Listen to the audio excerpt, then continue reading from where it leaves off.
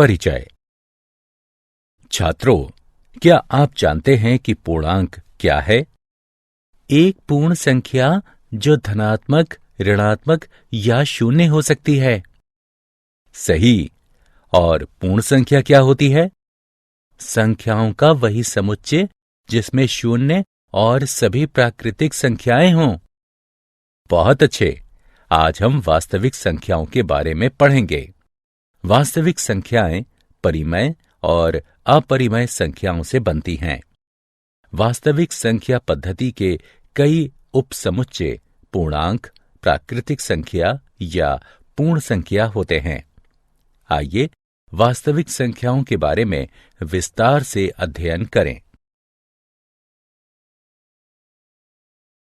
उद्देश्य। इस पाठ के अंत में आप निम्न करने में सक्षम हो जाएंगे।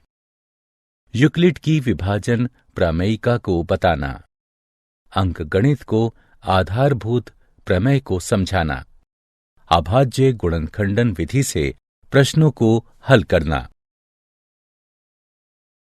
यूक्लिड विभाजन प्रमेयिका। दो धनात्मक पूर्णांक a और b दिए रहने पर ऐसी अद्वितीय पूर्ण संख्याएं q और r विद्यमान हैं कि a बराबर bq जमा r, शून्य छोटा या बराबर है r, छोटा है b से।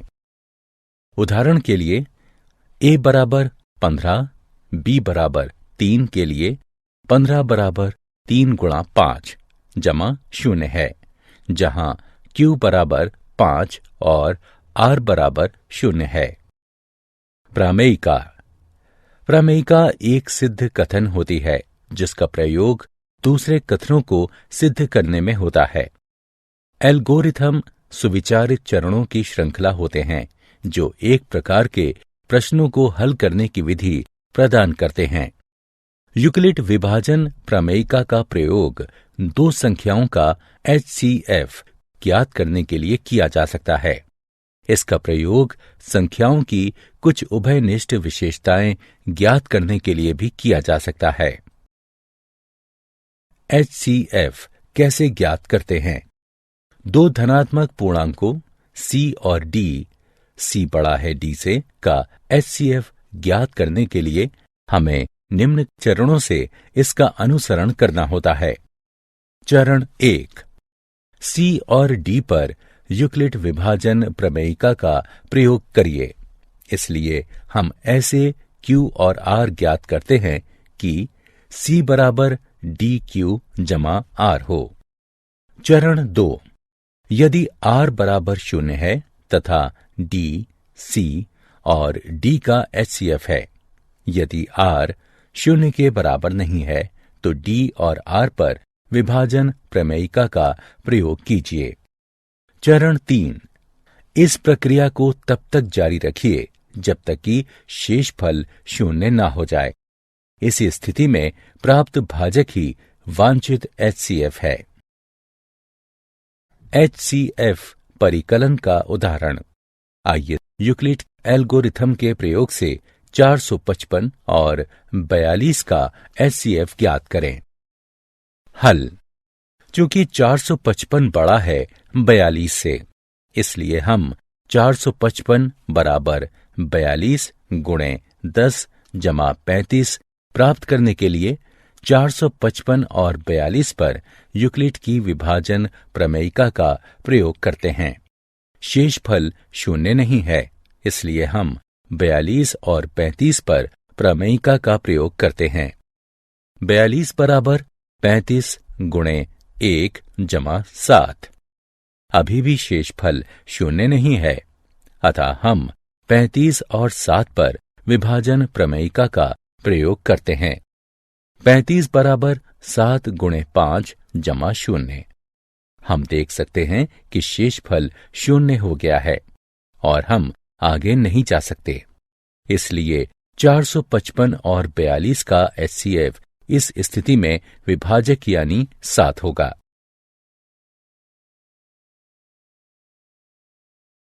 यूक्लिड के प्रमेय का उदाहरण। आइए सिद्ध करें कि प्रत्येक धनात्मक समपूर्णांक 2q के रूप का होता है और प्रत्येक धनात्मक विषम पूर्णांक 2q जमा 1 के रूप का होता है, जहां q कोई पूर्णांक है। हल: मान लीजिए a कोई धनात्मक पूर्णांक है तथा b बराबर 2 है। तब यूक्लिड विभाजन एल्गोरिथम से ऐसे पूर्णांक q और r हैं इस तरह से कि a बराबर 2q जमा r, जहां 0 छोटा या बराबर है, r छोटा है 2 से। अब 0 छोटा या बराबर है, r छोटा है 2 से, अर्थात 0 छोटा या बराबर है, r 0 छोटा या बराबर है 1 से, अर्थात r बराबर 0 या r बराबर 1। चूंकि r एक पूर्णांक है, इसलिए a बराबर 2q या a बराबर 2q जमा 1। यदि a बराबर 2q है तो a एक धनात्मक पूर्णांक है। हम जानते हैं कि धनात्मक पूर्णांक या तो सम या विषम हो सकते हैं, इसलिए कोई भी धनात्मक विषम पूर्णांक 2q जमा 1 के रूप का होगा।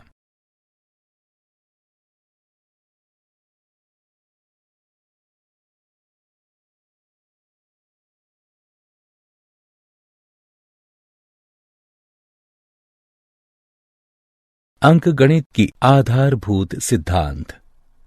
मूल विचार यह है कि 1 से बड़ा कोई भी पूर्णांक या तो अभाज्य संख्या होता है या अभाज्य संख्याओं के गुणन से बनाया जा सकता है।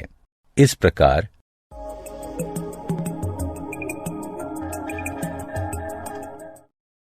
आइए परिभाषा से शुरू करें। 1 से बड़ा कोई भी पूर्णांक या तो अभाज्य संख्या होता है या अभाज्य संख्याओं के अद्वितीय गुणनफल या क्रम को नजरअंदाज करते हुए उसके रूप में लिखा जा सकता है। इन संख्याओं को देखिए। 2 अभाज्य है, 3 अभाज्य है, 4 2 गुणा 2 है, 5 अभाज्य है, 6 2 गुणा 3 है, 7 अभाज्य है, 8 2 गुणा 2 गुणा 2 है, 9 3 गुणा 3 है, 10 2 गुणा 5 है, 11 अभाज्य है, इत्यादि।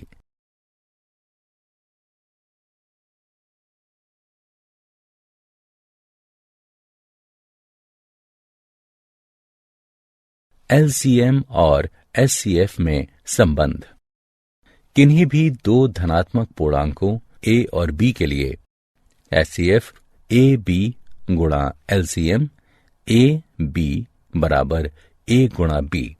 उदाहरण: यदि a बराबर 3 और b बराबर 6 है, एचसीएफ 3 6 गुणा एलसीएम 3 6 बराबर 3 गुणा 6 बराबर 18। यदि हमारे पास 2 धनात्मक पूर्णांकों का एलसीएम है तो हम इस परिणाम को प्रयोग करके उनका एचसीएफ ज्ञात कर सकते हैं। हम किन्हीं 2 संख्याओं का एचसीएफ और एलसीएम अभाज्य गुणनखंडन की सहायता से ज्ञात कर सकते हैं। आइए देखें कि कैसे। 510 और 276 का एलसीएम और एचसीएफ ज्ञात कीजिए। 510 बराबर 2 गुणा 3 गुणा 5 गुणा 17। 276 बराबर 2 गुणा 2 गुणा 3 गुणा 23। 510 और 276 के उभयनिष्ठ गुणनखंड 2 और 3 हैं, अतः एचसीएफ बराबर 2 गुणा 3। एलसीएम ज्ञात करने के लिए उभयनिष्ठ गुणनखंडों को एक बार फिर लिखिए और फिर बचे हुए अभाज्य गुणनखंडों को लिखिए और फिर इन दोनों का गुणन कर दीजिए। आपको दी गई संख्या का एलसीएम प्राप्त हो जाएगा। 510 बराबर 2 गुणा 3 गुणा 5 गुणे 17। 276 बराबर 2 गुणा 2 गुणा 3 गुणा 23। उभयनिष्ठ गुणनखंड 2 और 3 हैं और 510 के बचे हुए अभाज्य गुणनखंड 5 गुणा 17 है तथा 276 के बचे हुए अभाज्य गुणनखंड 2 गुणा 23 है। अतः 510 और 276 का एलसीएम है बराबर 2 गुणा 3 गुणा 5 गुणा 17 गुणा 2 गुणा 23 बराबर 23,460। आइए देखें कि एलसीएम और एचसीएफ के गुणनफल और स्वयं उन संख्याओं के गुणनफल में क्या संबंध है। ऊपर के उदाहरण में संख्याओं का गुणनफल बराबर 510 गुणे 276 बराबर 1,40,760। एचसीएफ और एलसीएम का गुणनफल बराबर 23,460 गुणा 6 बराबर 1,40,760। अतः एचसीएफ और एलसीएम का गुणनफल बराबर संख्याओं का गुणनफल दो संख्याओं ए और बी के लिए एचसीएफ ए बी गुणे एलसीएम ए बी बराबर ए गुणा बी। उदाहरण, दो संख्याओं का एलसीएम 126 है। यदि एक संख्या 18 है और संख्याओं का एचसीएफ 2 है तो दूसरी संख्या ज्ञात कीजिए। हम जानते हैं कि दोनों संख्याओं का गुणनफल बराबर होगा उनके एलसीएम और एचसीएफ के गुणनफल के, यानी 18 गुणा x बराबर 126 गुणा 2।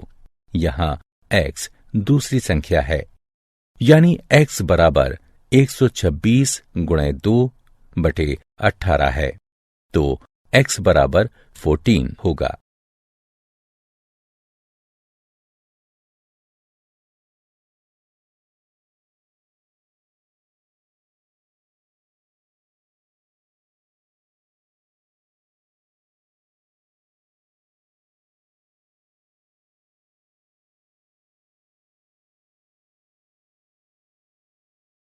अंकगणित की आधारभूत प्रमेय का उदाहरण दिया है। 306 और 657 का एचसीएफ बराबर है 9 के, तो इनका एलसीएम ज्ञात कीजिए। हल, हम जानते हैं कि दो संख्याओं के एचसीएफ और एलसीएम का गुणनफल स्वयं उन संख्याओं के गुणनफल के बराबर होता है। इसलिए 306 और 657 का एचसीएफ गुणा 306 और 657 का एलसीएम बराबर होगा 306 गुणा 657 के, जो कि बराबर है 9 गुणा 306 और 657 के एलसीएम के। अर्थात इसे हल करने पर हमें एलसीएम प्राप्त होगा 22,338।